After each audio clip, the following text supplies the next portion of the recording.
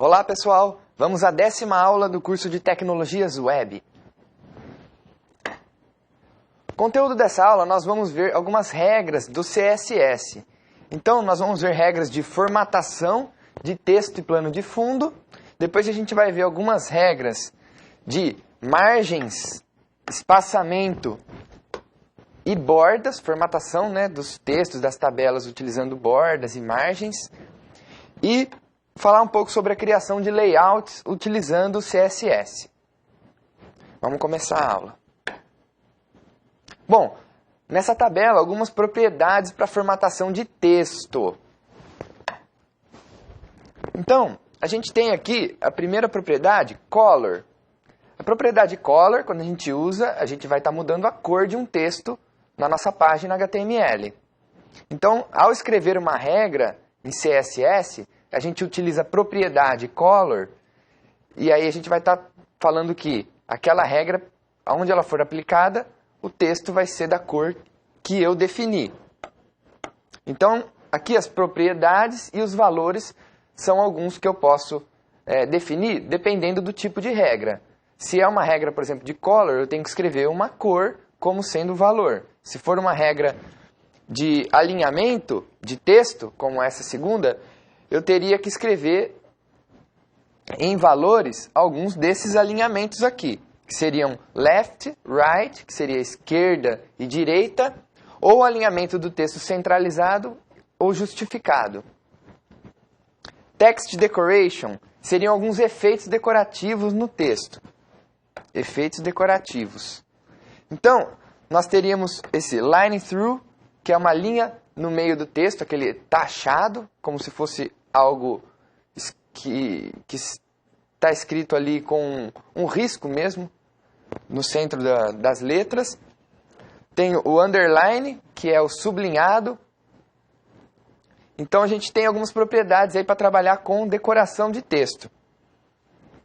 E text transform, que seria transformação no texto.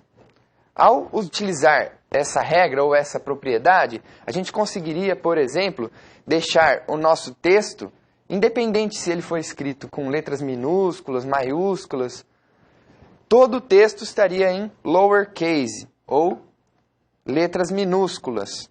Tem um outro valor para essa propriedade que é bem interessante, que é o capitalize. Então, quando a gente utiliza o capitalize, o nosso texto vai colocar todas as primeiras letras de cada palavra em letra maiúscula e as seguintes em letra minúscula. Ele padroniza o texto para essa forma. Então não interessa como o texto foi escrito. Se eu estou utilizando essa propriedade de formatação e eu utilizo o capitalize, ele vai ficar dessa forma. A primeira letra maiúscula e o restante minúsculo. Propriedades da formatação da fonte do texto. Ou seja, o tipo de letra. Então a gente tem essa propriedade font family, que é onde a gente escolhe ali a fonte em si, o tipo de letra. Então a gente tem os tipos de letra padrão, por exemplo, Arial, tem o Times New Roman. Então, quando a gente quiser falar qual tipo de letra que esse texto vai ter, a gente usa essa propriedade aqui, font family. Existem outras propriedades, style, size e weight. Style seria, por exemplo, se eu quisesse colocar esse texto num estilo itálico. O font size é o tamanho da letra, o tamanho que essa fonte, que esse texto vai aparecer na minha página. Então aqui, uma das formas de representar esse tamanho é em pixels, que seriam os pontinhos da tela. 24 pixels seria uma altura de letra que ocuparia 24 pontos na minha tela. Quanto maior esse valor, maior vai ficar a letra na hora de exibir ela na página web. E o weight, que seria peso da fonte, se eu utilizar esse valor bold, eu vou estar tornando o meu texto um texto em negrito. Então eu estou falando que o peso dessas letras vai estar em negrito. Eu consigo definir valores numéricos também para peso, e aí conforme eu vou aumentando esses valores, o peso da letra vai aumentando, ou seja, ela vai ficando mais espessa. Vamos ver um exemplo da aplicação de formatação de fonte. Então aqui eu estou definindo que meus parágrafos, meus títulos H1 vão estar escritos com a letra Arial, em bold, tamanho 36 pixels, alinhamento centralizado, e a cor de fundo deste parágrafo ou deste título vai ser uma cor mais azulada. Por quê? Porque este tipo de definição de cor, a gente trabalha com R, G e B. Então eu dou um peso aqui de 2 números hexadecimais para R, 2 para G e 2 para B. No caso, o R, que é o vermelho, não tem peso nenhum. O G, que é o verde, também não tem peso. E o azul tem peso de 80. Então, provavelmente vai ser um fundo azulado. Como a gente está vendo aqui no resultado, esse fundo azulado. Eu coloquei a transformação desse texto aqui como uppercase, ou seja, esse texto ele vai estar todo escrito com letras maiúsculas. E a cor desse texto vai ser uma cor branca. O peso FF, ele é o maior peso que a gente tem na representação de cor. Então eu estou dando peso total para todas as cores e a soma de todas as cores resulta em branco. Se eu deixasse tudo zero aqui, seria uma cor preta. E o meu parágrafo P, eu estou falando que ele vai estar um alinhamento justificado e, principalmente, que a gente pode observar aqui, que a cor de fundo dele vai estar em cinza. Ou seja, eu estou dando o mesmo peso para todas as cores, só que não um peso total que deixaria essa cor branca e nem um peso mínimo que deixaria essa cor preta. Então, um meio termo, essa cor fica cinza.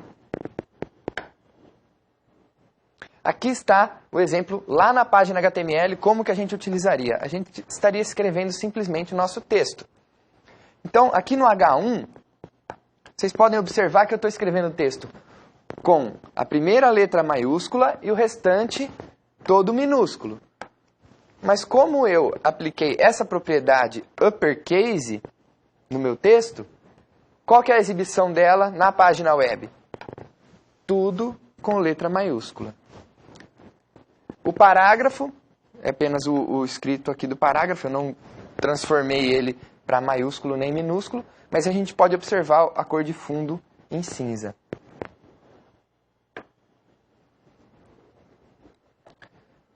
Formatação de plano de fundo. Outra coisa que a gente consegue formatar utilizando CSS, e a gente tem algumas propriedades para trabalhar com essa formatação. Ou seja, para definir os planos de fundo ou da nossa página ou de alguns elementos da página. Como a gente viu no exemplo anterior, plano de fundo de um parágrafo. Nesse caso, o exemplo é um plano de fundo de uma página. Background color. E aí, no valor, a gente vai colocar uma cor. Seria a cor do plano de fundo da página. Uma cor lisa, uma cor sólida para o plano de fundo da página. Background image. Se a gente quiser utilizar uma imagem como plano de fundo. No caso, o valor, a gente tem que passar uma URL dessa imagem. Ou seja, o endereço de onde que essa imagem está no meu servidor ou em algum lugar da web, para que ela seja aplicada ao plano de fundo da página. Então, a gente coloca URL, abre parênteses e abre aspas duplas, coloca o endereço e fecha parênteses e aspas duplas. E é assim que a gente define uma URL no CSS. Background repeat. Quando a gente utiliza uma imagem de plano de fundo, pode ser que a gente tenha a necessidade dela se repetir. Então, se o plano de fundo for muito grande, se a página estiver sendo exibida em uma tela grande, que seja, essa imagem vai ter que se repetir no decorrer dessa página, dessa tela. Então, a gente aqui define como que vai ser feita essa repetição da imagem no plano de fundo. Então a gente consegue background repeat, por exemplo, repeat x. Repeat x, essa imagem vai se repetir no eixo x, ou seja, no eixo da largura da página. Se eu colocasse repeat y, ela iria se repetir no eixo da altura da página, no eixo y.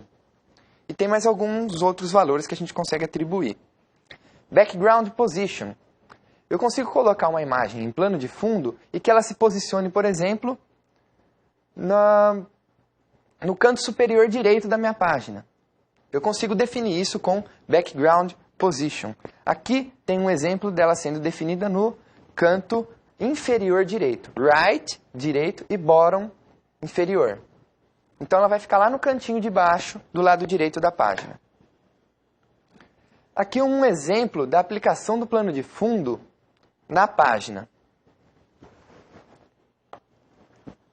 Eu defino que a tag body, ou seja, qual que é o meu seletor aqui? Body. Eu estou transformando, estou aplicando algumas formatações na tag body da minha página. Estou falando que a imagem de plano de fundo vai ser globo.png.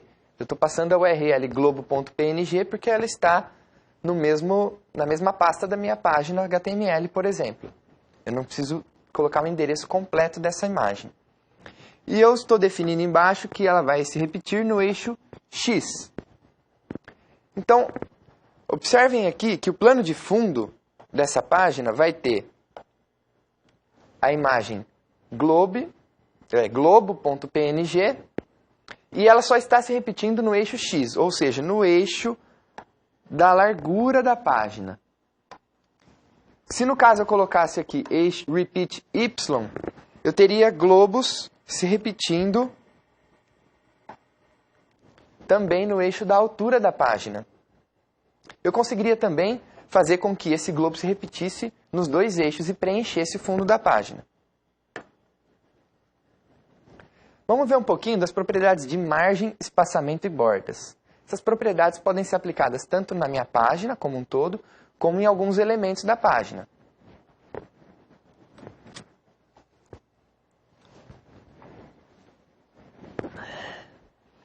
Bom, algumas propriedades são margin bottom, top, left e right. Então aqui eu estou definindo o quê? A margem de algum elemento, de algo que eu queira formatar.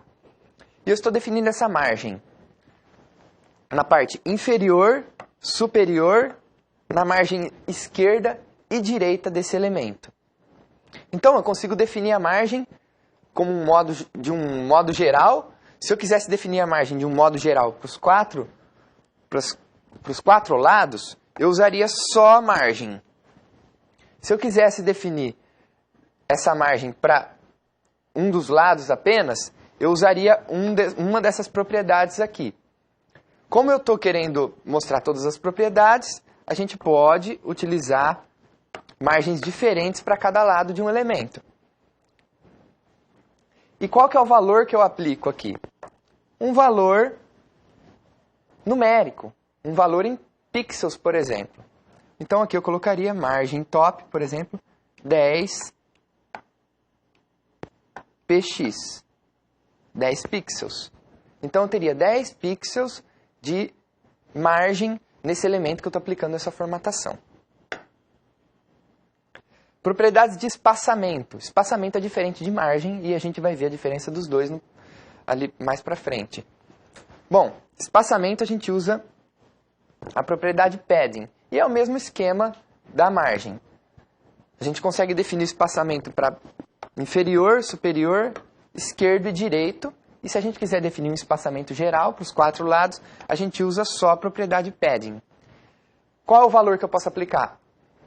Uma distância, né? Um tamanho de espaçamento. Então eu poderia colocar também um valor em pixels. Igualmente eu fiz na margem. Vamos ver o que é margem e o que é espaçamento. Imaginem que esse retângulo é minha página web. E eu tenho um elemento que é esse elemento em verde. Esse elemento tem um texto escrito dentro dele e ele tem um espaço.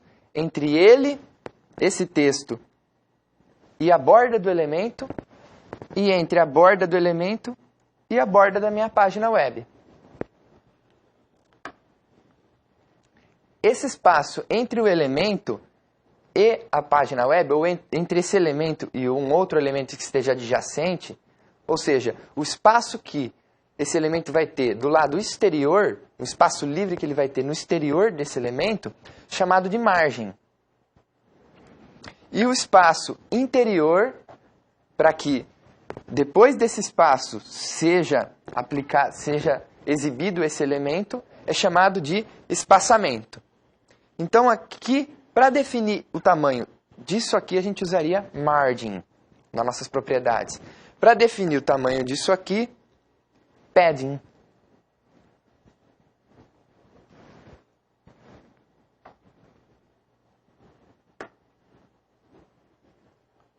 Vamos ver um pouquinho sobre as bordas. Como eu mostrei no exemplo anterior, vou até voltar. Os elementos possuem bordas. Aqui tem uma borda e essa borda é preta e lisa. Aqui nas propriedades de borda eu consigo definir como que vai ser essa borda, o tamanho dessa borda, a espessura dela. Então aqui a gente consegue definir também bordas diferentes para os 4 lados do elemento. Ou uma borda comum a todos os lados. Aí eu usaria apenas o border.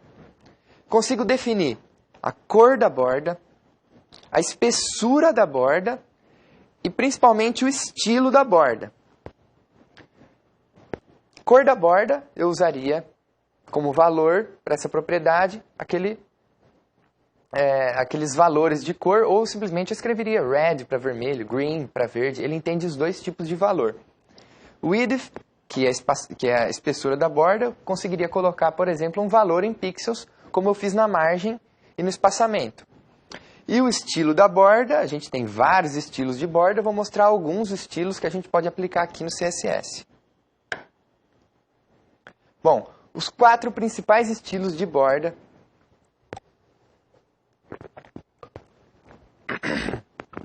Os 4 principais estilos de borda são utilizados na formatação do CSS. Borda sólida, a borda tracejada, desculpa, a borda dupla e a borda chanfrada, chamada de groove. Bom, borda sólida é a borda mais simples. É uma linha sólida, apenas uma linha como borda. A borda tracejada, dashed, ela é, como o próprio nome diz, tracejada.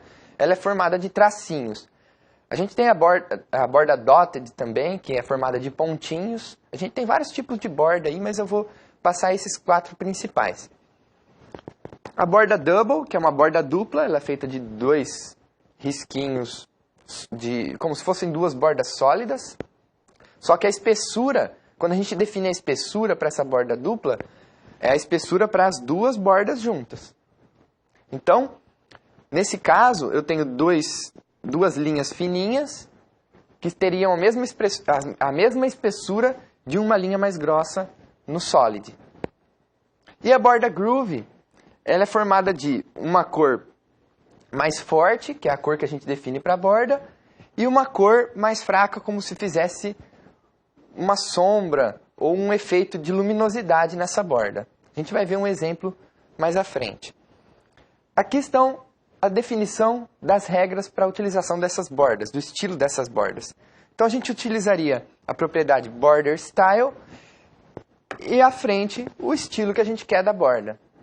Aqui tem um exemplo para os 4 tipos principais de borda que a gente pode utilizar aí para formatação no CSS. Aqui um exemplo das bordas sendo aplicadas a uma página web. Qual que é essa primeira borda? Essa primeira borda, ela é uma borda groove. É uma borda com chanfro. Vocês podem observar que ela tem uma linha mais escura, que é a linha da borda, e uma linha mais clara, que é a linha que dá aquela sensação de luminosidade. Do mesmo modo que aqui embaixo a linha mais clara fica para fora e a linha mais escura para dentro. Então ela dá a impressão de que a borda está sendo iluminada, ou de baixo para cima, ou de cima para baixo. No caso, a iluminação de baixo para cima, nesse caso. O segundo exemplo é uma borda dupla, sendo aplicada a um parágrafo. A gente pode observar nesse exemplo também duas curiosidades. Este espaço aqui é um espaço de margem. E este espaço aqui é um espaço de espaçamento mesmo, de padding. Então aqui, nesse parágrafo, a gente está utilizando uma borda dupla. Nesse terceiro parágrafo, uma borda tracejada, dashed. Vamos falar um pouquinho de layout em CSS. O que é layout responsivo, ou responsive layout? É aquele layout que se adapta a diversos dispositivos. Ele se adapta a diversos tamanhos de tela, na verdade. Então, nós conseguimos definir com CSS o tamanho dos elementos, que a gente consegue definir que esses tamanhos sejam adaptáveis ao tamanho da tela. Então, quando a gente, porventura, constrói um site e ele fica todo diagramado, bonitinho na nossa página web. Mas a gente vai testar essa página no nosso monitor. Quando a gente estiver testando no monitor mais antigo, com uma resolução mais baixa, essa página vai criar alguma barra de rolagem lateral, alguma coisa desse tipo, que não é agradável para os visitantes de um site. Então, a gente precisa criar um layout que seja adaptável. E com o CSS a gente consegue fazer isso. Ele se adapta a diversos tipos de monitores, para tablets e para celulares também. Imaginem só a gente desenvolver um site que seja exibido tanto em uma tela com uma resolução Full HD, quanto num celular um pouco mais antigo que tem uma resolução baixa, além de ter uma tela pequena. Então a gente precisa nesse layout trabalhar esse tipo de coisa. E o CSS nos fornece essas ferramentas. Agora falando um pouquinho dos layouts simples em CSS. Eles têm dois principais elementos. O div é o principal, na verdade. É uma tag div do HTML. E ela forma blocos. Então, são blocos que a gente não enxerga. Eles servem para serem posicionados na nossa página web. E a partir do momento que eles são posicionados, nós incluímos elementos dentro dele que vão ficar contidos naquela posição que nós definimos para o div. Então, normalmente um site ele é composto por vários divs e cada div vai representar um elemento, um grupo de elementos do site para que a gente possa fazer essa diagramação. Outro elemento do HTML muito utilizado é o span. O span, a gente também não enxerga esse elemento no site. Só que ele define uma área em que alguma formatação vai ser aplicada. Vamos supor que nós tenhamos ali um conjunto de parágrafos com 10 parágrafos. E eu quero que os 5 primeiros tenham uma formatação e os 5 últimos outra formatação. Se eu colocar os 5 primeiros dentro de uma tag span e aplicar essa formatação na tag span, automaticamente essa formatação vai ser aplicada nos 5 parágrafos que estão dentro dessa tag span, e não nos 5 últimos parágrafos. Então, essa tag span serve para eu agrupar alguns elementos que vão sofrer influência de uma mesma formatação.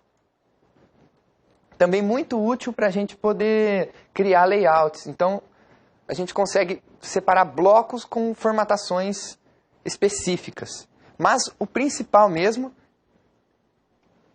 é a criação de divs na nossa página. Bom, aqui tem um exemplo um pouco grande de uma criação de layout utilizando o CSS e os divs do HTML. Bom, primeiramente eu estou utilizando um seletor universal. Esse seletor universal indica que as propriedades que estão definidas dentro desse seletor universal vão ser aplicadas a toda a minha página, a todos os elementos. Então eu estou definindo que todos os elementos da minha página vão ter a margem de 0 pixels, ou seja, não vão ter margem. E a fonte utilizada no meu site vai ser a fonte Verdana. Isso para o site inteiro, porque eu estou utilizando o seletor universal, que é o asterisco. Depois disso, eu vou utilizar alguns seletores, que são os seletores de ID. Por quê? Eu quero que essa formatação que eu estou definindo aqui seja aplicada a apenas um elemento. Cada elemento vai corresponder a uma fatia do site, e essa fatia apenas vai receber influência dessa formatação. Então, meu site vai ser dividido em cabeçalho, principal, menu, conteúdo e rodapé. Bom, cabeçalho vai ter uma cor de fundo definida e uma borda de tamanho 2 pixels, sólida e de uma cor definida também. Padding. O padding, para os 4 lados, vai ser de 10 pixels, ou seja, o espaçamento dela, o espaçamento interno para que esse elemento contenha seus textos e etc. E a cor desse texto também está definida. A mesma coisa eu faço para os outros elementos da minha página. Elementos do layout da minha página. Alguns eu defino algumas propriedades, outros eu defino outras. Então, a gente vai ver como que essa página é exibida. Eu vou pular aqui a página HTML, vamos direto para a exibição. Depois eu volto explicando o HTML. Então, a gente tem definido um cabeçalho, um menu, o conteúdo da nossa página e o rodapé. Bom, como que eu crio esses blocos? Por que esses blocos aparecem nesse tamanho, nessa posição? Voltar um pouquinho aqui na página HTML. Dentro da minha tag body, eu vou colocar esses elementos div que vão fazer a função desses blocos. Então, eu tenho um div de ID tudo, a formatação que é aplicada para ele está aqui, tudo. Ele vai ter um padding de 10 pixels e um texto alinhado no centro. Depois eu venho com o meu cabeçalho.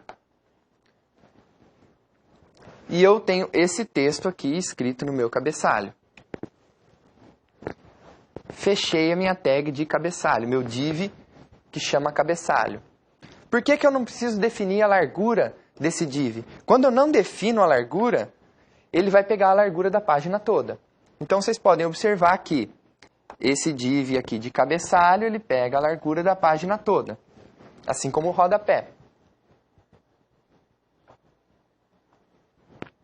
Depois vem a minha página principal, que é tudo aquilo que está abaixo do cabeçalho. É dividido em menu, conteúdo e só. Aí acabou o meu principal. Bom, o conteúdo e o menu, eles têm uma largura específica. Vamos ver aqui ela sendo definida no CSS. O menu tem uma largura de 180 pixels.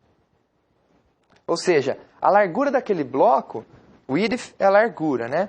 A largura daquele bloco vai ter 180 pixels. A gente pode observar que ele não pega a largura inteira da minha página, ele vai pegar só esses 180. E o conteúdo, eu não preciso definir a largura.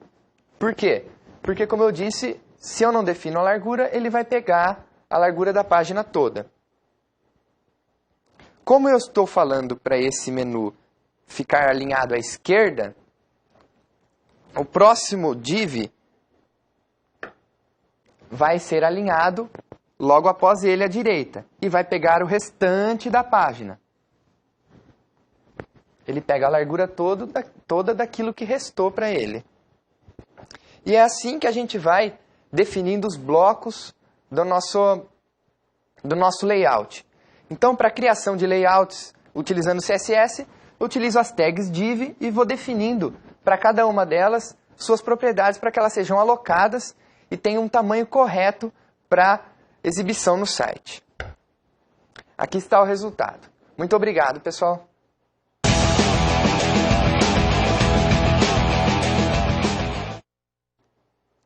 Olá pessoal, vamos fazer as atividades da 10ª aula de Tecnologias Web. Primeira questão. Qual a regra CSS para que todos os parágrafos de uma página tivessem o texto centralizado?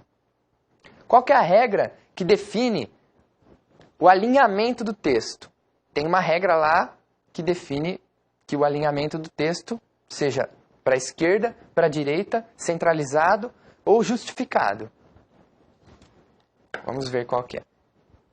Para que todos os parágrafos, então, o seletor de tipo P de parágrafos. Para que todos os P's tenham um texto centralizado, eu utilizo essa regra aqui, text align, que é alinhamento de texto, center.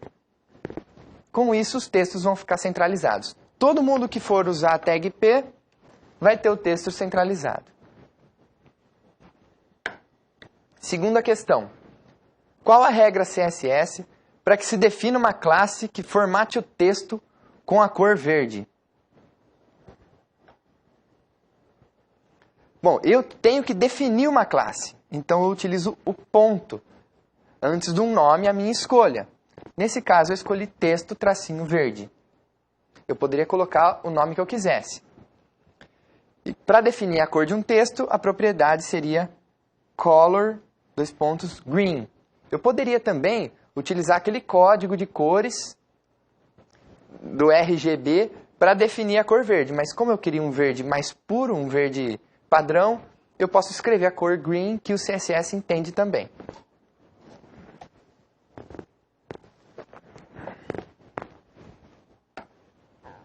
Terceira questão.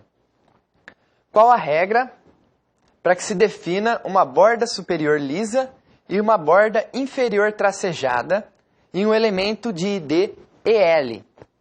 Vamos imaginar que eu tenho na minha página HTML um elemento que tem o ID chamado EL. E eu preciso de uma regra para que esse elemento tenha uma borda superior lisa e uma borda inferior tracejada. Lisa e tracejada. A borda lisa, a gente lembra que o estilo da borda é o solid. E a borda tracejada é o dashed. Então, eu tenho que usar um seletor de ID, porque eu quero que apenas esse elemento tenha as suas bordas formatadas. E o border top, que é a borda de cima, eu utilizo o style solid. E o border bottom, o dashed. Então a gente consegue fazer aí diferentes bordas no mesmo elemento. Quarta questão. O que significa layout responsivo? Em inglês, responsive layout. Layout responsivo, eu vou dar até uma explicadinha aqui, ele é aquele layout que se adapta. Então, quando a gente vai desenvolver um site, a gente tem que pensar nos diversos dispositivos que podem acessá-lo. E isso tem crescido muito com o aumento do número de tablets e smartphones. E também com o poder desses tablets e smartphones, as pessoas estão utilizando muito menos notebooks e computadores e passando a visitar os sites apenas nesses dispositivos. Então, ao invés de desenvolver 2 sites, e esse site identificar de onde você está acessando, porque existe o recurso que você identifica que o usuário está acessando o seu site de um dispositivo móvel. E aí ele abre um outro site já naquele tamanho, com aquela formatação. Mas existe um recurso que é muito interessante, que é o layout responsivo, que a gente consegue adaptar o mesmo site.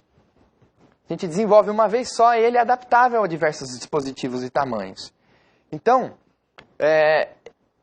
para aumentar a nossa produtividade e diminuir o custo de manutenção, para a gente não ter que dar manutenção em 2 sites diferentes, a gente pode criar um site só com layout adaptável a diversos tamanhos de tela e diversos dispositivos.